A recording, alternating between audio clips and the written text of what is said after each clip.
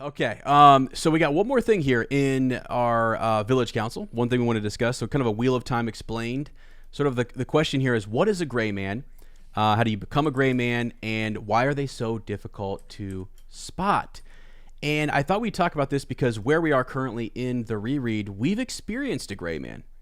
And now we've even experienced a gray woman, right? I mean, someone who has shown up in Shiriam's bed. These are interesting kind of assassins, and it's just really, they show up and you're like, wait a second. I mean, when we were talking with Nicole Sadai recently, we kept talking about Robert Jordan and his writing style and how he just keeps forcing something on you, and he just kind of says, no, here's a new thing. Take this new thing. There are these things called gray men. They're assassins. They're soulless, and they're really hard to detect. I think one of the quotes about them is that they haven't entered the White Tower since the Trolloc Wars. So let's go over what these guys are. So the gray men, they're also known as soulless, and they're creatures of the shadow. It's believed, Sir Matt, that they don't actually go into, in the series, their creation, but it's believed that it has to be some ceremony at Sheol Ghul. So actually, like, where at the spot, you're right at Sheol Ghul, which we've heard about. It's this place that's just, it's dark. It's where dark is emanating from, and possibly, like, air quote, the lair of the Dark One. But the Soulless, they've not only just pledged themselves to be Darkfriends, but they've actually given up their soul. And so the reason I thought that the Wadon Prime conversation about being a Darkfriend and could you be cured from that fit into this conversation with the Gray Man is, if you are a Gray Man and you've given up your soul, it's almost like you have gone to another level where, can you come back from that? I don't think you can. I think you're beyond that. I don't really. I mean, I'd be interested to see what people think, but like, could a Gray Man all of a sudden, come back to the light? No. I mean, you've not only pledged yourself as a Darkfriend, but you've also given up your soul in some way, and that is really what gives you those extra abilities. Right. So, and this is again coming from the WoT fandom wiki. They say that unlike a Shadow Spawn or like a Trolloc or a Murdraw, those were constructs, things that they use the power to create and manipulate and make dark creatures. But a Gray Man is not that, right? It's an ordinary man or woman who has pledged their soul as a Darkfriend, but then given their soul, pledged their soul as a Darkfriend, but then also given their souls to the Dark One.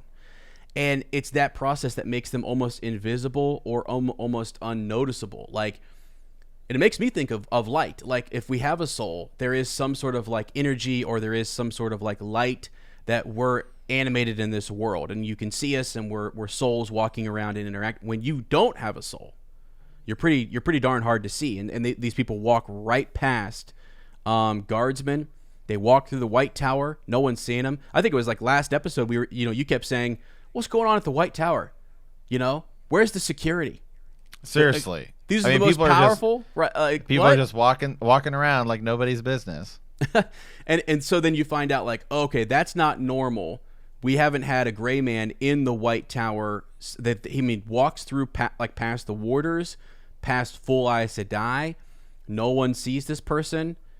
But what is odd, and we'll talk about this later. This is not spoiler, but this is something that is just an oddity that's going on at the White Tower, is that someone is killing these Gray Men, right? Someone is. So someone is seeing them and killing them, which is interesting. Because otherwise, if they weren't, that's what they're seeing is the leftover, like they're seeing the body. They're seeing the dagger in the chest, a Gray Man laying there, and you can kind of tell that it's an assassin, and there's like, who did see this person? Right. And if someone hadn't, would that person not have walked in and possibly been right on top of, Egwene or Nynaeve or Elaine and killed them? Yeah. Quite possibly. Yeah, they are literally the Dark One's like assassins.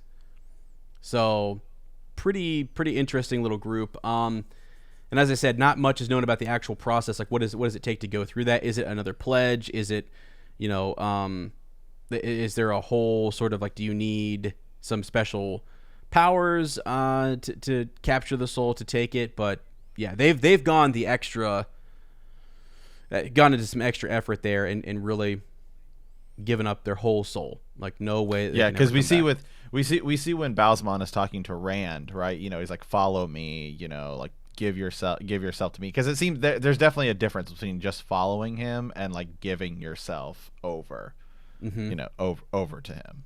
Yeah, exactly. He often talks. Yeah. You just look at Ingtar, right? I mean, Ingtar does not have. He can't use the power, right? And he's not doing anything magical, but he is a follower. That's right. He's not given any special extra abilities or anything like that. He's just pledged that he's going to follow the Dark One. He's going to do this thing. And the reason he does, right? You know, that we talked about that, which is, it was logic. I mean, just logically, he could not see another way until the Dragon Reborn walked into his life. And then he said, now I see the way. Right. So anyways, yeah, I think you're right. There's the distinction. When these individuals get extra powers and they level up, which is interesting in regards to the conversation with Padon Fane, because he does have extra powers. There is something else going on there, and that actually goes into Shadow Logoth, the dagger, the whole thing, what's going on there with Mordeith. That's a whole another side conversation, and there's still mystery surrounding that. But yeah, when you talk about just these gray men, and you talk about Darkfriends, there's the extra level of, I'm going to be an assassin for the Dark One, and they are pretty. So we got to keep an eye on them, because they've showed up numerous times now in the Dragon Reborn, and moving forward, you can start to kind of see that that they're a big deal, and they're this big weapon that can be used against Aes Sedai. Because you always think about, like, when we talk about in Star Wars, like, what could counter the Force? What could counter Jedi?